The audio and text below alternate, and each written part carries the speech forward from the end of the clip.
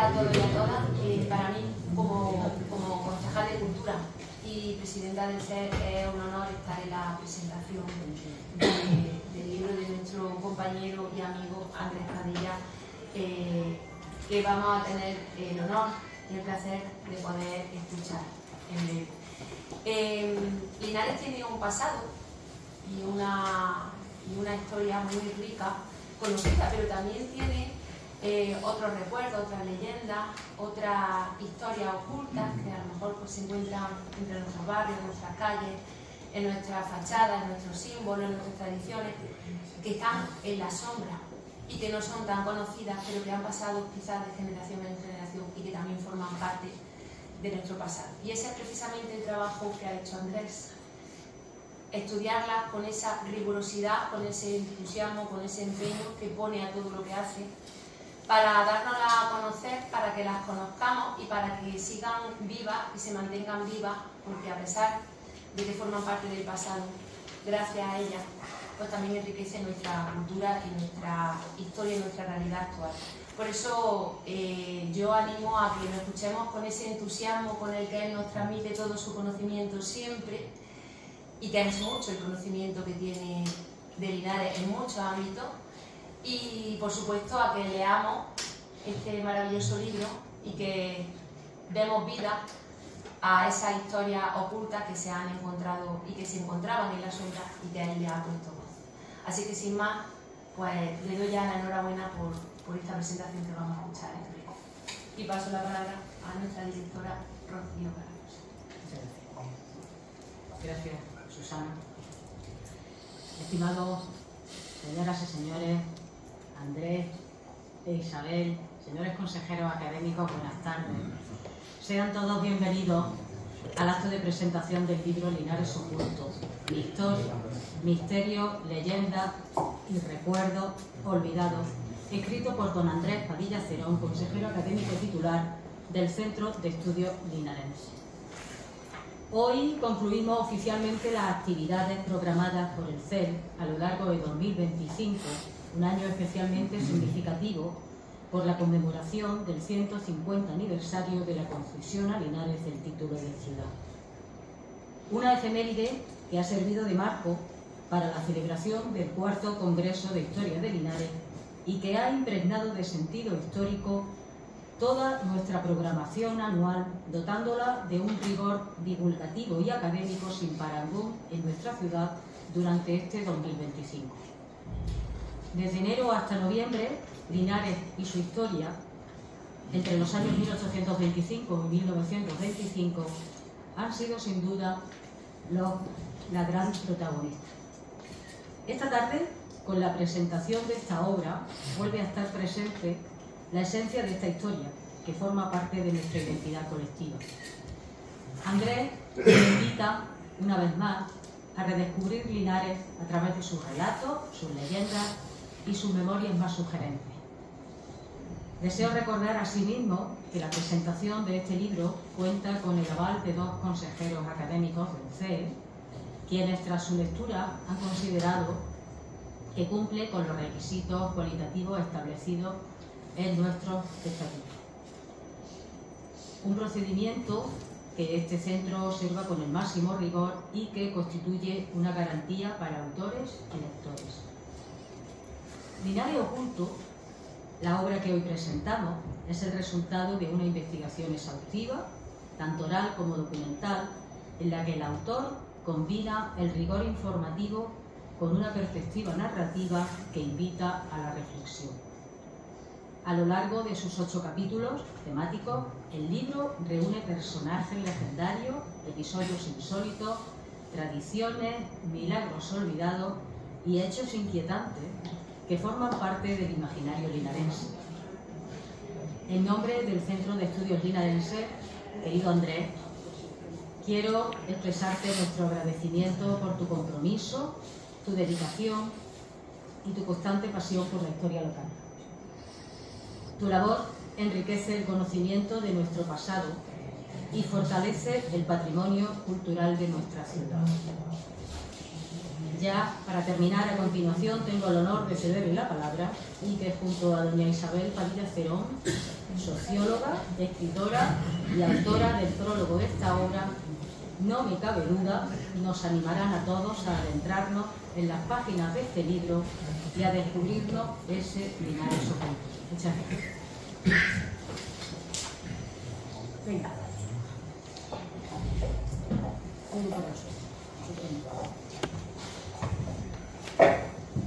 Un sincero agradecimiento a las autoridades municipales aquí presentes, que siempre se vuelcan en todos los culturales y en concreto en el mío también, como lo han dicho y yo te lo agradezco mucho.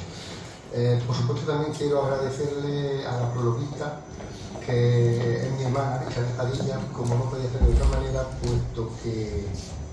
puesto que ella ha sido la que ha leído el libro, la que ha hecho las oportunas correcciones y la que me ha sugerido bastante entradas y bastante historias que yo he puesto, y bastante leyendas. También, como no podía ser de otra manera, me gustaría agradecer este libro no lo he editado yo, lo ha editado Luis Prieto, que es un editor de Barcelona especializado en temas ferroviarios. Lo que pasa es que yo este hombre lo conocí en el año 2004 cuando editamos un primer libro que yo coescribí con varios autores, se llamaba Ferrocarriles y Tranvías en Linares, que es una de mis grandes pasiones, los ferrocarriles y los tranvías. Y bueno, y a partir de ahí iniciamos una amistad sincera que me llevó en el año 2018 a editar, a salir de lo que era su norma, hizo una excepción con Linares. Y entonces editó Leyendas de Linares, que es un libro, este libro no es la segunda parte, es un libro parecido a este, ¿no? Y bueno, y él me ha pedido que le disculpemos y que le excusemos su asistencia a este acto. Pero lo que sí quiere dejar presente y me ha transmitido que él está comprometido con la ciudad de Linares en estos aspectos. Curiosamente, yo a este hombre que no lo conozco en persona, siempre hemos estado por teléfono, últimamente ya con videollamadas, pero bueno, la amistad no solamente se hace cara a cara, sino que es un sentimiento. También me gustaría agradecer a todos los informantes y a todos los colaboradores que he tenido. Algunos de los informantes están aquí, o si no se han transmitido, o si no están aquí pues a través de otras personas. Ellos y ellas son en gran medida los que han hecho este libro y los que han contribuido a que esta obra se pudiera escribir. Y por último, pero no por ello menos importante, a todos los asistentes que habéis tenido la gentileza de venir a este acto, y espero que no os defraudemos. Ahora, siguiendo un poco con el título del libro, que es Misterio, Leyenda y eso, vamos a hacer una introducción, un vídeo que está basado en una antigua serie de televisión y el audio, sí, espero que a alguien que le suene. Vamos a ver, vamos allá.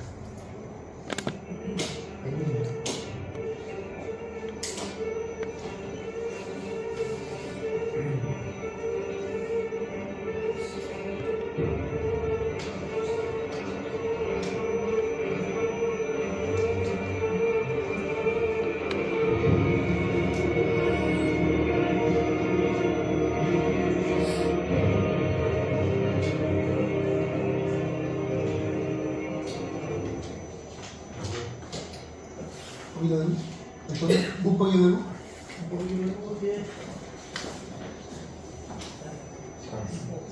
Bueno, pues como dije antes, bienvenido a Linares Oculto. Hoy creo que entre todos abriremos esa puerta.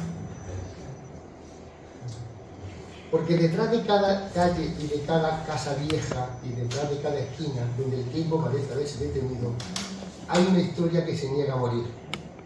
Por eso en este libro he intentado recoger esas voces que aún susurran entre los muros de Linares, las leyendas que se contaban al calor de una mesa camilla, los recuerdos que el olvido quiso enterrar, los misterios que por miedo o por vergüenza nadie se atrevió a escribir.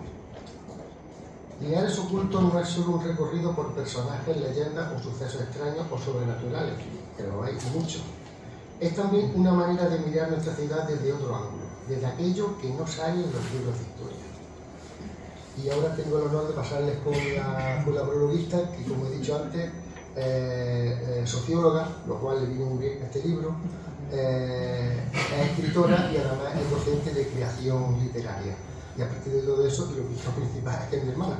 Entonces, ahora os paso a la periodista y yo voy a ir moviendo la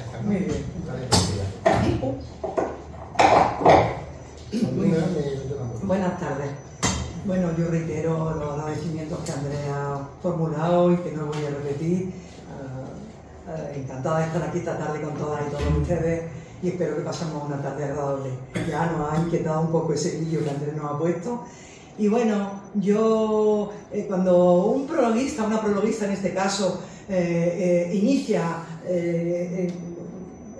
empieza a hablar de un libro, que presenta un libro, normalmente dice cuándo conoció al autor. Pues conocieron, fueron compañeros de universidad o se conocieron cuando en un congreso y tenían intereses comunes.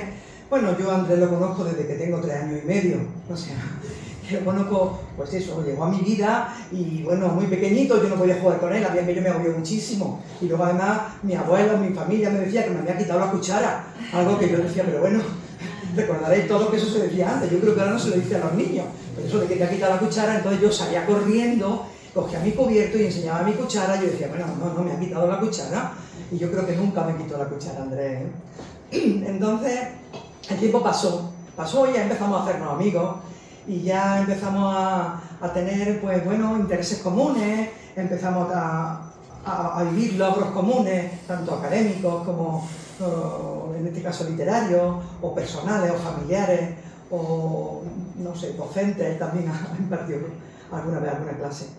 Y bueno, pues cuando Andrés me planteó que prologara el libro, a mí me sonó un poco, digo, pero bueno, él ya ha dado las razones, yo las pensaba contar ahora, pero él ya ha dado las razones. Una porque me relacionaba con la literatura y sus conjuntos, y otra porque efectivamente yo ya me había leído el libro varias veces, y bueno, pues él decidió que fuera yo, y que además había sido informante, y además los dos habíamos vivido en esas mesas camillas, o en esos patios con esa prisa silente del verano, habíamos vivido y habíamos escuchado las mismas historias de nuestras madres, de nuestras abuelas.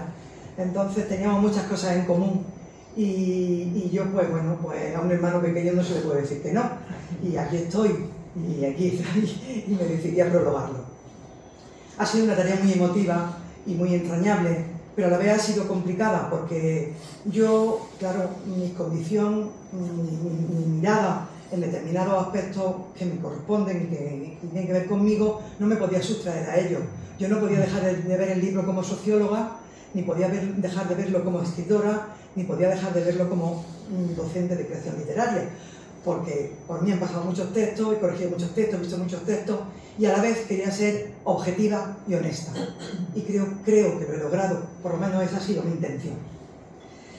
Veréis, yo comienzo el prólogo interpelando a quien lo lee, al lector, a la lectora, y lo interpelo de la siguiente forma, le hago una pregunta, varias preguntas, le digo, ¿qué pensarían ustedes si, caminando por el pasaje del Comercio, se encontraran con doña Adela, bellamente ataviada, y continuaran, y un poquito más adelante, se encontraran con el pequeño Roales en una taberna, relatando frente a un chato de vino sus faenas toreras, y luego continúan y se encuentran al Polonio, ese personaje tan entrañable y tan conocido nuestro, con su peculiar manera de vestir, con su perrillo y con sus cancioncillas.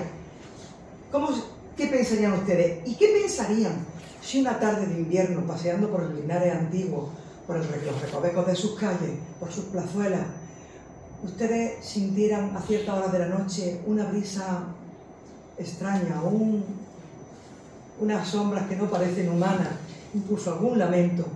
¿Cómo se sentirían? Bueno, pues se van a sentir, si leen el libro, se van a sentir identificados con todo eso y van a conocer no solamente esos personajes que yo he nombrado, ¿no? Hay muchos más. Y hay muchos más que además yo ni siquiera conocía, que él me lo ha revelado y que yo... Porque claro, Andrés, en este trabajo pormenorizado que ha hecho de investigación, se ha basado como decía Rocío, en documentación variada. No solamente una investigación documental de fuentes históricas, de fuentes de archivos de registros civiles, tal, para contrastar información. y de la hemeroteca. Yo creo que se ha recorrido la hemeroteca de toda España, vamos, es una cosa. Y no solamente eso, sino que también, por supuesto, la fuente oral, de la transmisión oral, que es fundamental a la hora de narrar. Podemos encuadrar el género en que ha escrito Andrés la obra, el género de crónica literaria. La crónica literaria es un género que narra sucesos reales combinados con informaciones objetivas y con una perspectiva subjetiva. Pero además, Andrés le da un plus.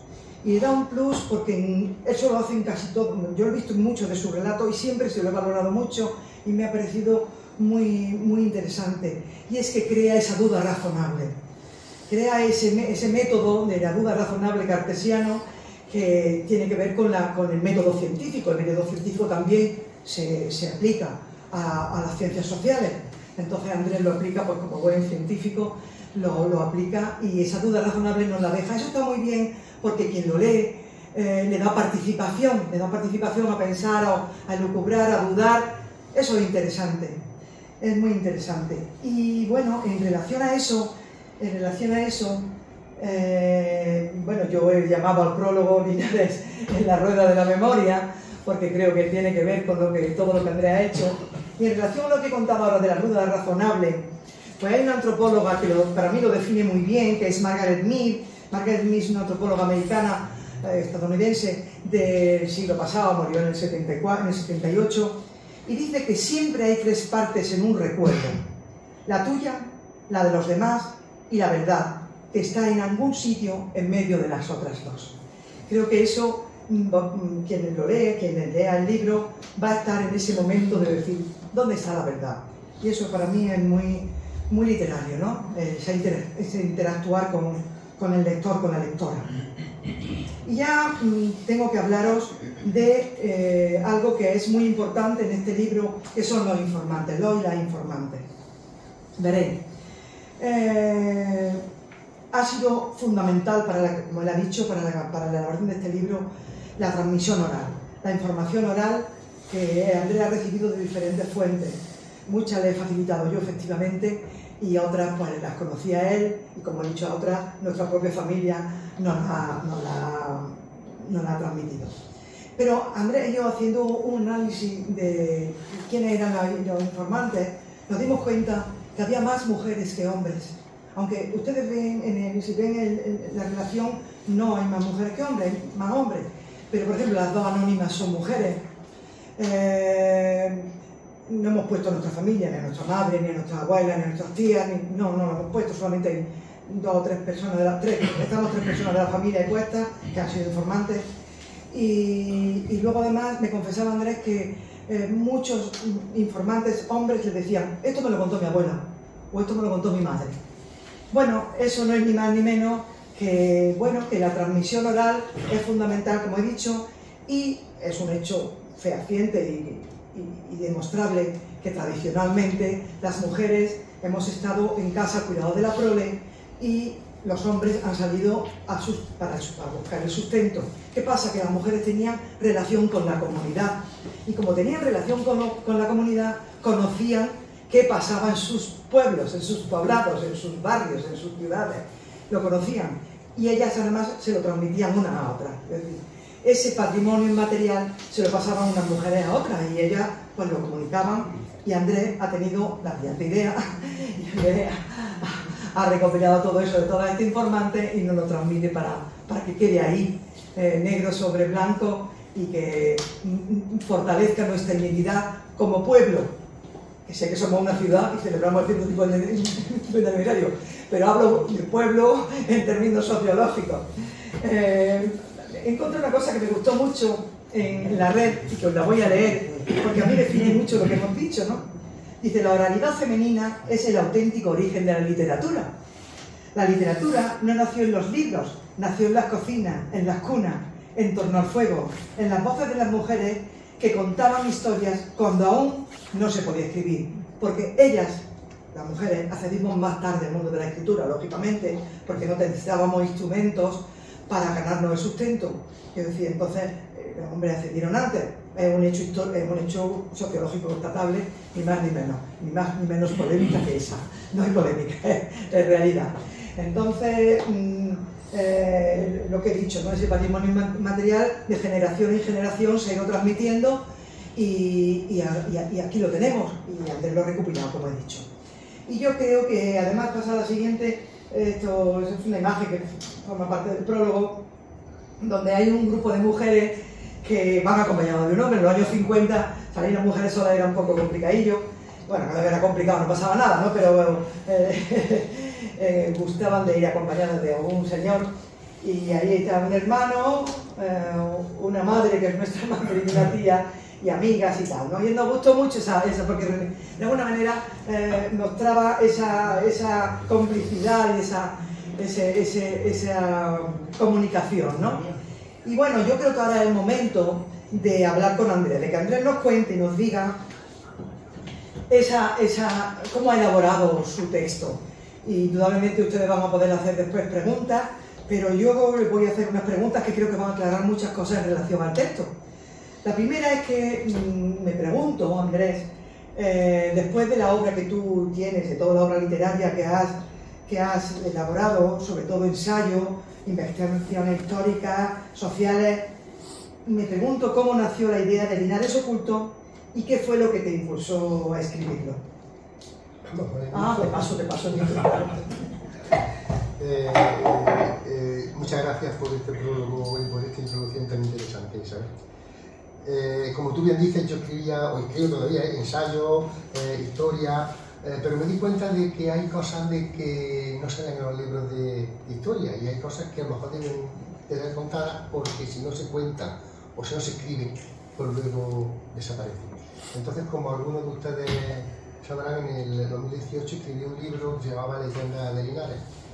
Y bueno, esto no es una segunda parte, segundas partes nunca fueron buenas, pero bueno, digamos que es algo parecido a aquel libro.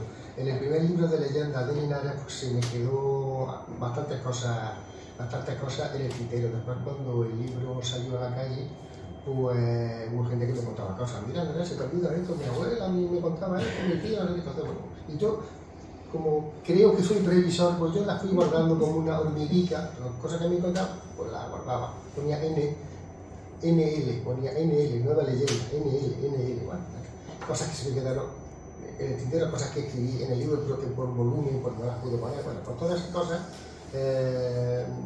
Y después ya me di cuenta de que las leyendas no son solamente aquello que me contaba mi madre, o sucesos transmitidos oralmente, que son comunes a un género humano, como así son. Me di cuenta de que también se podía hablar de leyendas por personajes legendarios de Linares, personajes que no salen en los libros de historia. Me refiero a lo que se refirió antes Isabel, al Polonio, al Robales, a ese personaje tan tierno que se llamaba Juanillo, que llevó una terrible enfermedad que todos hemos conocido, y otros más. Algunos que yo conocí en Mosca, no sé, Robasiesta, aquel vendedor de periódicos que con tantos celos nos robaba alguna otra siesta, pero que se le perdonaba, puesto que un vendedor de periódicos era el cordón umbilical que no era mundo, entonces se le perdonaba perfectamente ese celo profesional que tenía nuestro amigo Robasiesta, entre otros muchos. Después también vi que había personajes de Lampa. Linares, por suerte o por desgracia, no lo sé, en realidad ha sido en el elenco de los carteristas ha sido bandera. Incluso nos cabe, en los años 40 del siglo XX, nos cabe el dudoso honor del cartelista más joven de España, que tenía 12 años, era de Linares. Lo pillaron en Barcelona con 3 carteras que había robado, que se movían en los tranvías y en el metro. Luego también hablo de leyendas urbanas, que es algo que está tan de moda ahora, leyendas urbanas, porque tenemos muchísimas leyendas urbanas, desde que había unos planes, desde que la Armada Americana quería invadir España y tenía una colección de planos de ciudades más importantes de España, entre las que no podía ser de otra forma, se encontraba Linares, desde aquella leyenda repetida hasta la saciedad de que los marqueses de Linares eran hermanos, cuando vino el circo Krone, que decían que eran unos espías alemanes, y lógicamente no se espía ciudades pequeñas, sino grandes ciudades como Linares, ¿no? Eso era nuestro acervo, ¿no? Leyendas de santos, había una presunta santa del siglo XVI que vivía en Sevilla, que era de Linares, y cuenta cosas bastante jocosas, por así decirlo, ¿no? Y luego hay sucesos raros, sucesos curiosos, sucesos que dan risa, que dan hilirantes, y yo procuro narrar de la mejor manera y más amena posible. Por supuesto que no me olvido de las leyendas de miedo, que yo titulo Leyendas para morirse de miedo. Y luego, como tenía ya tantas leyendas para morirme de miedo, hice un nuevo capítulo que titulo Microhistorias para no dormir, haciendo un poco de homenaje a aquel gran director de cine y televisión que era Narciso Ibáñez Serrano. Bueno, y luego al final ya me he permitido la osadía, como bien dice mi hermana, son crónicas lo que escribo, pero me he permitido la osadía al final de colar un relato sobre la estación de Madrid, que bueno, espero que os guste, porque ese es relato, es una leyenda, lo único que no es leyenda del libro. Me preguntaba Isabel sobre qué me impulsó a escribirlo. Bueno, ya más lo he dicho antes, la transmisión oral se pierde, entonces es bueno ponerlo en un libro. Después también me di cuenta de que hay muchas cosas de Linares que a lo mejor yo no sé por qué las sé, pero yo sí las sabía, y mucha gente pues las desconocía. Bueno, es bueno que el público de Linares conozca cosas de su ciudad, cosas que ya le digo, Linares tiene una vasta producción literaria de su historia, hay muchos libros sobre la historia de Linares buenísimos, pero a lo mejor hay cosas que no salían en esos libros de historia, porque este libro no es un libro de historia, aunque creo que lo he escrito con el rigor de si hubiera sido un libro de historia. Entonces es bueno que el público sepa cosas que no salen en los libros oficiales. Entonces, bueno, pues eso también me lo impulsó. Y luego también, ya por último, voy a decir, hay muchas ciudades que se vanaglorian de tener libros, Madrid oculto, Madrid no sé qué, bueno, pues Linares también tiene muchas leyendas, muchas cosas que contar, desconocidas, y bueno, eso es lo que he procurado decir en este libro, y yo creo que con eso ya te he contestado, ¿no? Sí. Ahora vamos a ver, quiero que nos aclare algo, porque cuando ustedes se enfrenten al libro, pues tú has narrado acontecimientos, hallazgos, descubrimientos, informaciones, tal, pero lo has narrado en diferentes registros, en diferentes formatos literarios. Entonces quiero que nos aclare qué diferencia hay entre un relato, entre un suceso paranormal y una leyenda, para que nos quede claro cuando estemos leyendo el texto. Pues mira, la definición que uno busca en la RAE de leyenda, para que me voy a ir más lejos, habla de que son sucesos deformados y son sucesos deformados o no, que se van transmitiendo de generación en generación y que es común a un grupo humano. Eso sería una leyenda pura y dura. Después ya he hablado, antes he dicho que están los personajes legendarios, leyenda urbana, bueno, eso también entraría, digamos, sería una ampliación de ese concepto de leyenda. En cambio, suceso paranormal, porque suceso hay puntualmente sucesos, ¿no? Uno va por la calle y lo muerde un perro, es un suceso, pero no un suceso paranormal, ¿verdad? Un suceso paranormal o misterioso suele ocurrir una sola vez y sobre todo no es común a un grupo humano. Le pasa a una persona, la cuenta a su círculo íntimo y de ahí no pasa, quizás por miedo o por vergüenza. También puede ser que un suceso paranormal sea el origen de una leyenda, como así es, muchas veces. Por eso muchas veces la frontera entre suceso paranormal y leyenda pues no está muy clara. Yo he procurado separarlo en dos capítulos, pero ustedes verán que hay veces que, bueno, si esto en vez de una leyenda es un suceso, o esto en vez de un suceso es una leyenda. Por ejemplo, como Villa María, todos conocemos a Villa María, y si en Villa María no tuviera historias extrañas, que no sería Villa María, ¿no? Entonces, pues, una cosa que hablo de Villa María, yo la titulo Las niñas de Villa María, y ahí lo dejo, la meto dentro de leyendas. Pero también podría haber estado dentro de sucesos paranormales, pero en fin, ahí lo dejo y que el lector o la lectora lo decida. Y ya por último, el relato es pura ficción. Un relato puede estar basado en hecho real, pero al autor nada le ciñe ni nada lo ata a contar fielmente lo que pasó en la realidad. Hay un relato de ficción. El escritor tiene libertad para hacer lo que estime oportuno, y eso es la diferencia de la leyenda. Por eso lo que quiero dejar bien claro es que las leyendas, los misterios y los recuerdos que yo cuento son reales, y que yo no me lo he inventado. Alguien me lo ha contado, en algún sitio lo he leído, lógicamente lo he contado de la manera más amena posible, y en algunos casos he utilizado en la primera persona, en otros casos no he utilizado la primera persona, en algún caso he utilizado diálogos, pero son fieles a lo que a mí me han contado, excepto el último relato. Pero eso es una licencia que me permitió. Entonces, yo creo que esto ya te he contestado, ¿no? Sí. Bueno, ahora vamos a centrarnos en la obra, vamos a centrarnos en lo que es la cocina, la elaboración de la obra.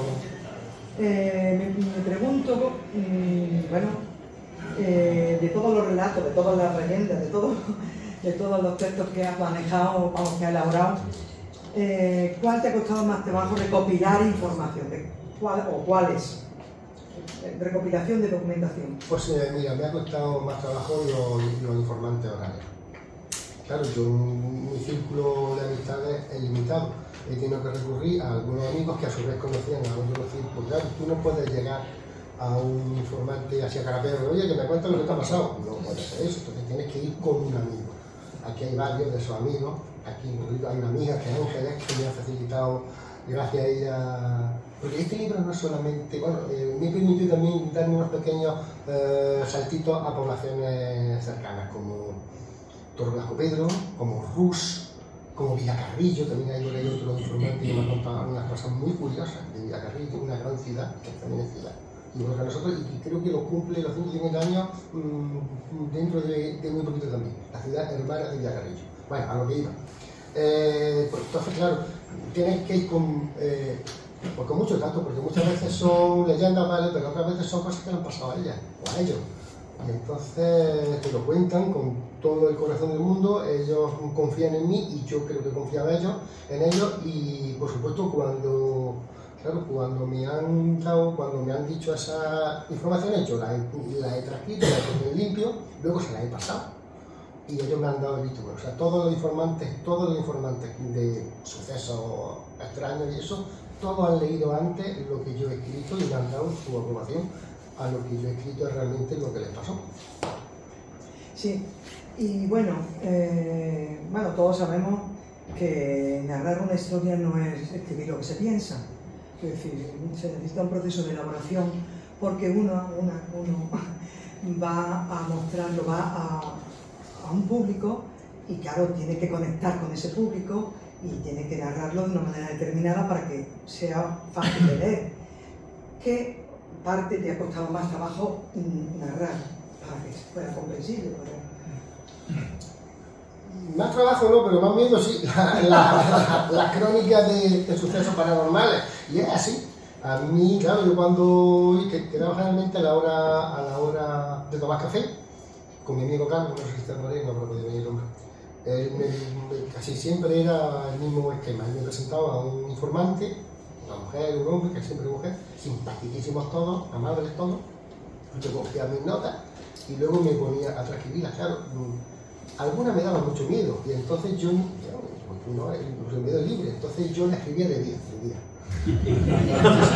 Porque por la noche, yo ya cuando la repasaba, había gente que la repasaba de noche y cualquier ruidillo, cualquier cosilla, pues me asustaba, y eso la verdad es que cuesta trabajo. Por lo demás, un libro se escribe una vez, se repasa otra y hasta 14. Y seguro que si lo cogiera ahora, seguro que seguiría encontrando cosas y rectificando cosas, porque nunca se termina de escribir, y aquí hay gente que ha escrito y sabe que nunca se termina de escribir. Pero yo cuando escribo, algunos los libros que he escrito, cuando veo algo raro, después de escribirlo y después de publicarse, siempre hago un post-scriptum. Entonces, en una hojilla, en el ejemplar que yo no he escrito, pongo una hojilla con las cosas que yo pienso que, pues una vez hay otra segunda edición o algo, pues siempre lo pongo en ese post-scriptum. Bueno, ¿me escuché bien o me pongo micro? Bien, ¿no? Bueno, ya por último, en relación a esta cocina de la obra, es obvio que las emociones no las podemos dejar de lado cuando escribimos. Las emociones nos afloran, están ahí, y sobre todo en los recuerdos. Recuerdo viene de la palabra romana del latín, ricordis, que significa volver a pasar por el corazón. Entonces yo quiero saber qué parte o qué relatos a ti te han emocionado más a la hora de escribirlos y por qué. Pues mira, Básicamente 4 cosas me han emocionado más. La parte, mira, una cosa que me ha gustado mucho escribir y me he sentido a gusto escribiendo es las tradiciones de la noche de difuntos, porque la fiesta de los santos es una fiesta que yo entiendo que es muy entrañable.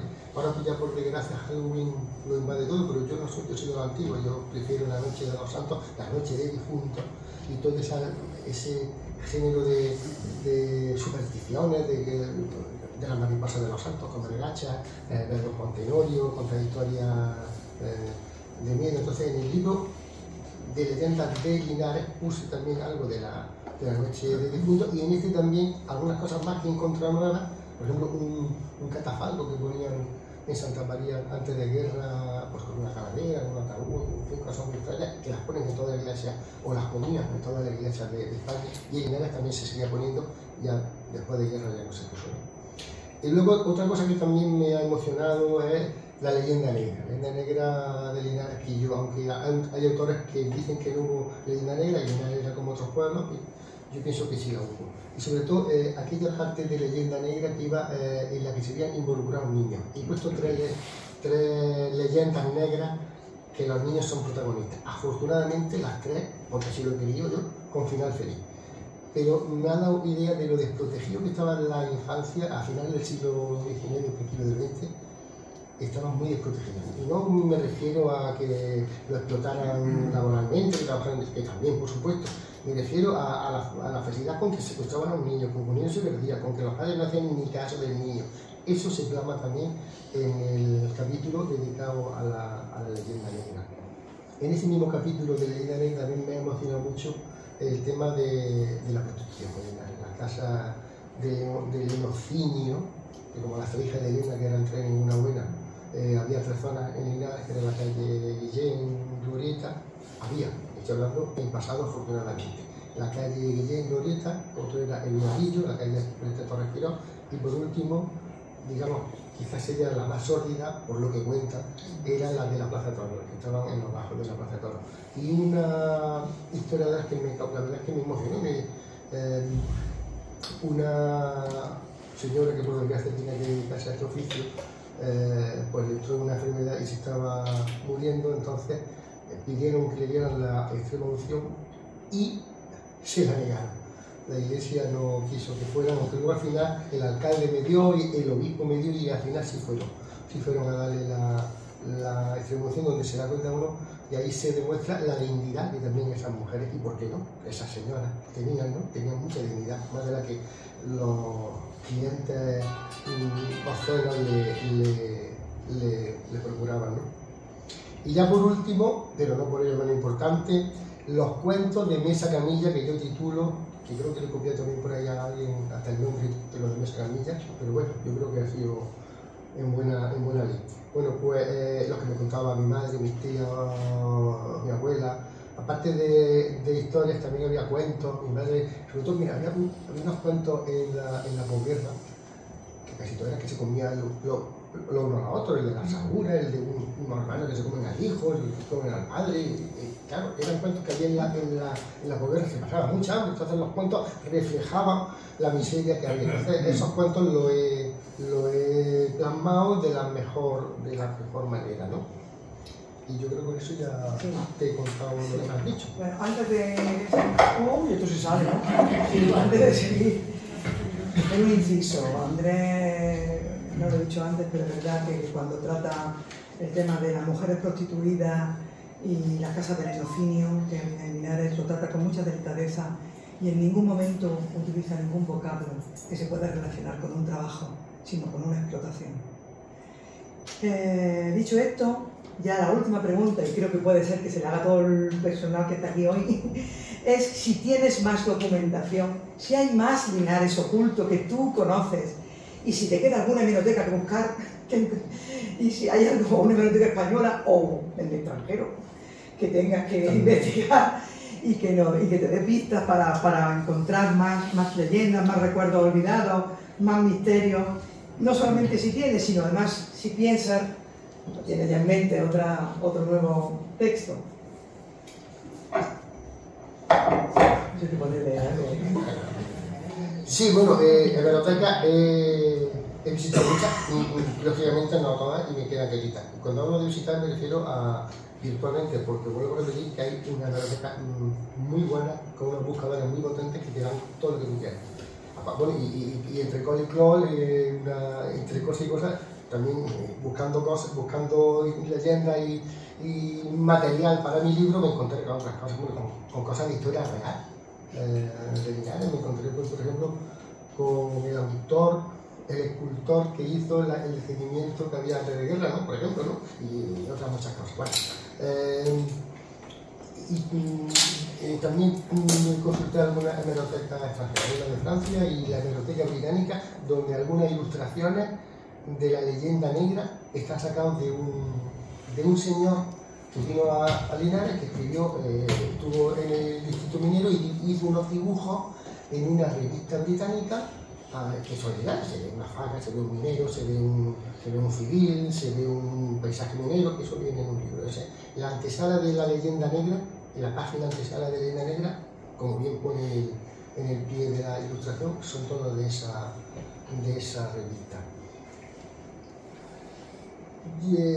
Si tengo más cosas, yo por lo pronto voy a tomarme un tiempo sabático, porque me da también por hacer cosas ya de historia, digamos, oficial, ¿no? Que no trabajo en mente, y pasa que todavía muchas cosas de historia de Linares que se pueden hacer. No descarto hacer otro Linares oculto, que ya sería menos oculto, ¿no? Porque ya he desocultado una cosa, ya quedan menos cosas por desvelar, ¿verdad? Pero, en fin, pero ampliando el concepto de leyenda, pues yo creo que hay más sucesos extraños. Algunos me lo he callado, algunos no lo he puesto. Hay lugares legendarios de Linares que también podría ser objeto de alguna investigación. Y luego, ¿por qué no? Todo no va a ser miedo ni fantasma. También hay muchas tradiciones gastronómicas en Linares. Hay muchas tabernas, mucha hostelería legendaria, a lo mejor ya no existen, ¿no? Una que sea La Estrecha, Los Pinetes, los candiles antiguos que aún siguen, muchas cosas que se podrían investigar, y yo creo que merece la pena, pero a su debido tiempo, sin prisa pero sin pausa. Bueno, yo creo que... Sí, ya me ha respondido. Vamos bien de tiempo. Mira, ahora, ya para terminar, os voy a poner uno de los sucesos paranormales de verdad que me contaron y me puso el vello de punta, y mi amigo José Carlos Cabuchola, el locutor de Radio Linares, le puse voz. Y yo torpemente le he puesto algunas imágenes. Y dura 4 minutillos, y a ver si nuestro amigo Antonio apaga la luz, pues mejor todavía.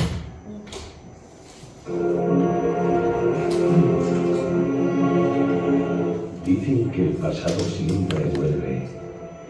Y eso es lo que pudo haber ocurrido en uno de los pisos de un bloque de viviendas situado en calle Isaac Peral.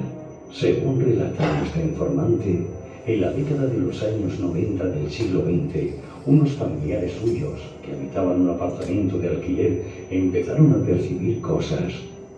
Al principio solo eran leves sonidos, susurros y sensaciones extrañas, pero poco a poco fue aumentando la frecuencia de esos sucesos paranormales.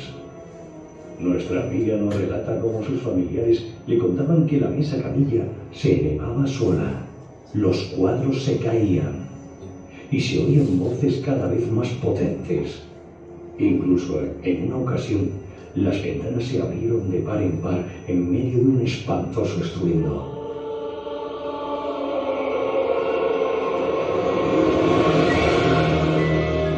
Esas experiencias paranormales no solo las vivían los seres racionales de la casa, sino que sus animales de compañía también experimentaban extrañas presencias. Tanto es así que una mañana la gata de la familia amaneció llena de arañazos y mordeduras, sin que el pobre animal se hubiera quejado en toda la noche y sin que se supiera el autor de dicha agresión. Tanto recelo les invadió a los habitantes del piso, que tomaron la decisión de dormir todos juntos en una misma habitación, el matrimonio y sus 2 hijos, aunque ni aún así se libraron de sus experiencias paranormales. Entonces llegó la hora del horror prostremo, y en una especie de remedio de aquel aterrador "ya están aquí", ocurrió lo siguiente. En una maldita noche de invierno, al televisor se le desconectó la antena y a través de la granulación de la imagen que se veía en la pantalla, pudieron apreciar cómo se iba formando la cara de un ser inquietantemente maligno. Así que, hundida en la desesperación, la familia decidió esa misma noche desalojar el piso y buscarse otra vivienda donde vivir en paz. Y lo cierto es que lo consiguieron. Una vez que se instalaron en su nueva casa, los sucesos paranormales cesaron de inmediato y ya nunca más notaron aquellas sensaciones que durante demasiado tiempo les habían atormentado. ¿De dónde podían venir todos estos episodios paranormales? Ya hemos dicho al principio que el pasado siempre vuelve. ¿Pero qué pasado? Muy sencillo. En el mismo lugar en el que se levantó este bloque de viviendas estuvo ubicado hasta el año 1961 el ambulatorio de la Seguridad Social de Linares. Una vez que se construyó el actual centro de salud, este local fue demolido y en su solar se edificó en los años 70 del siglo XX el bloque de pisos que existe en la actualidad. Los episodios sobrenaturales relacionados con centros sanitarios actuales o antiguos se dan con cierta frecuencia. En ese sentido, un ambulatorio es un centro sanitario donde se acude para ser diagnosticado de según qué enfermedades y hasta para ser intervenido de cirugías menores. Por lo tanto, no sabemos qué tristes u oscuras historias esconderían los muros de aquel antiguo hospitalillo. Pero seguro que algo tendría que ver con los pósters gays que tanto aterrorizaron a los familiares de nuestra querida informadora. De hecho, nuestra amiga desconocía que en ese mismo lugar se había ubicado un centro sanitario. Y cuando se le informó de ello, comenzó a comprender algunas cosas.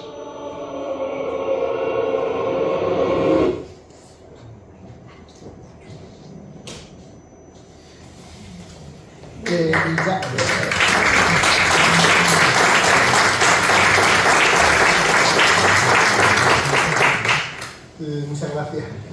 Les recuerdo que este libro no es solo una invitación a recorrer Linares con otros ojos, sino que es un reto a mirar lo que siempre estuvo ahí y nunca supimos ver. Muchas gracias y ojo, tengan cuidado de allá afuera.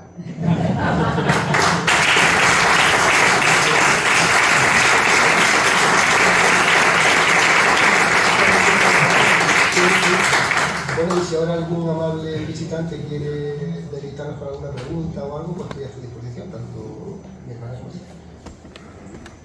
Una duda, una aclaración, alguna cosa que haya leído que no haya mucho quiero, Andrés, yo creo que Linares que tiene mucho fantasma. Linares tiene mucho fantasma.